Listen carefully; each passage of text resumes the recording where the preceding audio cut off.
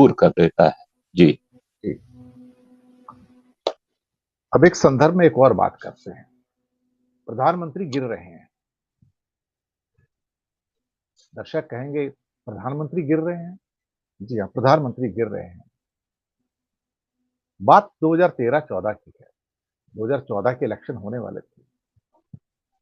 रुपया $1 के मुकाबले 58 पे था और उस समय मोदी जी चिल्ला चिल्ला कर कहते थे कि रुपया गिरता है तो देश के प्रधानमंत्री का ओहदा भी गिर जाता है, कद गिर जाता है, प्रधानमंत्री की जो इज्जत है वो गिर जाती है और मैं रुपये को पता नहीं कहां से कहां ले जाऊंगा।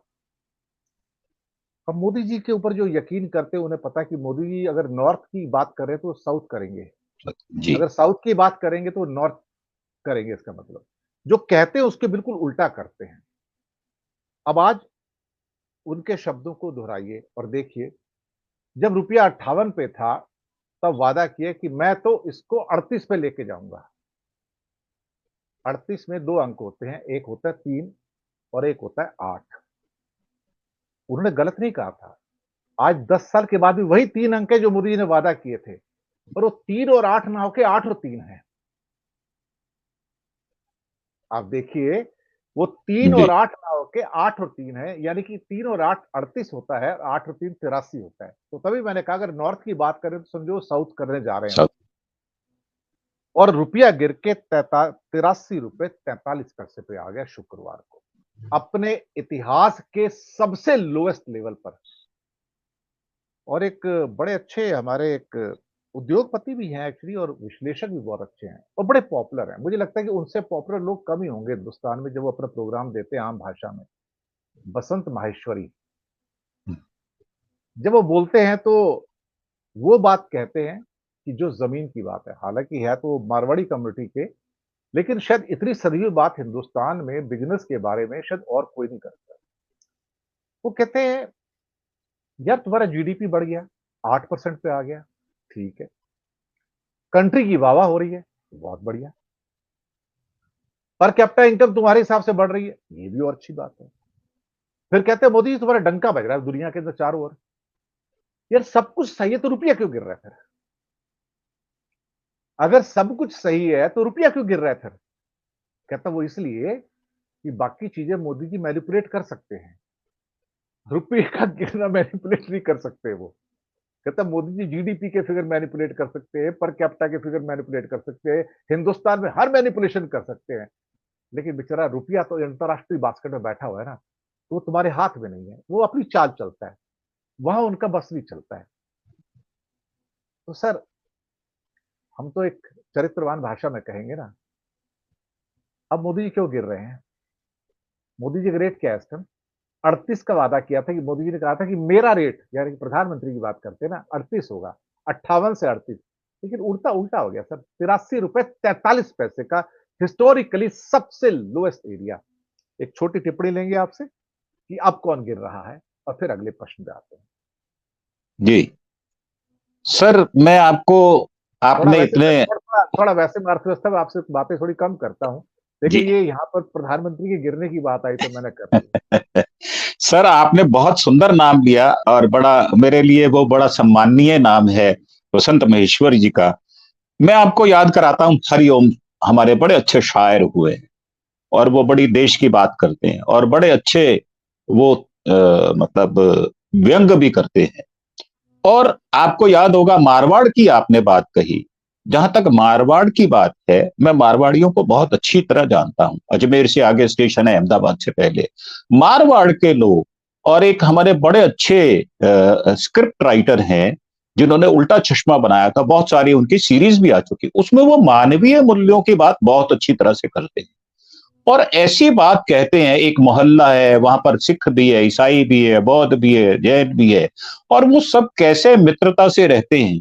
वहां पर मूल्य गिरते नहीं है, वहां पर मूल्य ऊंचे उठते हैं। कोई बीमार हो जाए तो सब लोग दवाई लेने के लिए भागते हैं। तो ऐसा चित्रण, परंतु धरातल पर देखा जाए तो इससे विपरीत चित्रण है और मोदी जी शिक्षा नहीं देते। कांग्रेस ने वाजपेयी साहब को, जब उनको बीमारी थी और उनका इलाज बाहर हो सकता था, तो उन्होंने यूएनओ में प्रतिनिधि बनाकर भेजा था।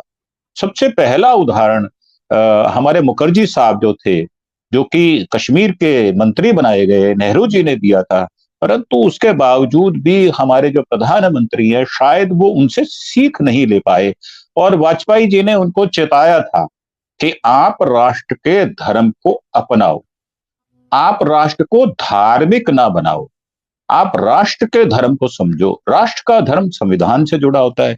और मैं आपको याद कराता हूं, आपने जो रुपए के गिरने की बात कही, हमारी सुषमा स्वराज बड़ी विलक्षण प्रतिभा की मालिक थी। उन्होंने सोनिया गांधी प्रधानमंत्री ना बने, इसके लिए राजघाट पर अनशन किया था और ये शब्द कहे थे कि मैं अपने बालों का मुंडन करा लूंगी। एक महिला महिला के विषय में ऐसी बात कहती है जो कि उसके सौंदर्य ही नहीं, उसके लिए वो आवश्यक होता है।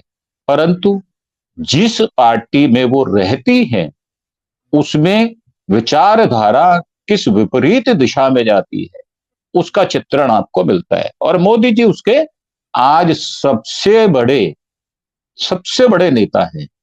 बातों को विपरीत कर देना, जो बात 2014 में कही उससे उलट जाना, और अपने कहे हुए बयानों की तस्दीक अगर वो आज कर दें तो मैं साष्टांग दंडवत प्रणाम करूंगा उनको। परंतु ऐसा है नहीं। वो स्वयं से जानते हैं, जो मैंने कहा, उन्होंने बाबा रामदेव का सहारा लिया, उन्होंने अन्ना हजारे का सहारा लिया। तो ये टोटल अगर हम पिक्चर देखें तो इसकी भ्रष्टाचार की या इसकी सत्ता हथियाने की कहानी बड़ी विचित्र है। और यह कहानी अपने आप में एक ऐसा दस्तावेज, ऐसा एक प्रमाण है कि वो छल कपट से आए हैं, जो कहा उसके विपरीत करते हैं, उनके पास जवाब नहीं, इसलिए वो कोई प्रेस कॉन्फ्रेंस नहीं करते। मन की बात 1000 करने वाला व्यक्ति एक भी प्रेस कॉन्फ्रेंस नहीं करता, और मनमोहन सिंह साहब 114 करते हैं। ये बेसिक डिफरेंस है जो आपने हमें बताया। मुझे लगता है मोदी जी को इससे शिक्षा लेनी चाहिए और अपने में सुधार लेना, ये एक अच्छी बात होती है, इसमें कोई बुराई नहीं। अगर मुझ में कोई दोष है, मुझे कोई बताता है, तो मुझे सुधारना चाहिए। ये एक निरंतर प्रक्रिया है प्रकृति की भी। तो मुझे लगता है कि मोदी जी अभी ऐसा कोई सुधार करने वाले हैं नहीं। जो वो कहते हैं परिणाम उससे सर्वथा विपरीत आते हैं, और उस पर वो गर्व भी करते हैं, दंभ भी भरते हैं। और ये कहना छाती ठोक कर लोकसभा में कि मैं एक अकेला, मुझे लगता है पूरे विश्व में 183 देशों में एक अकेले प्रधानमंत्री हैं जो छाती ठोक कर ऐसे शब्दों का बखान करते हो। जी।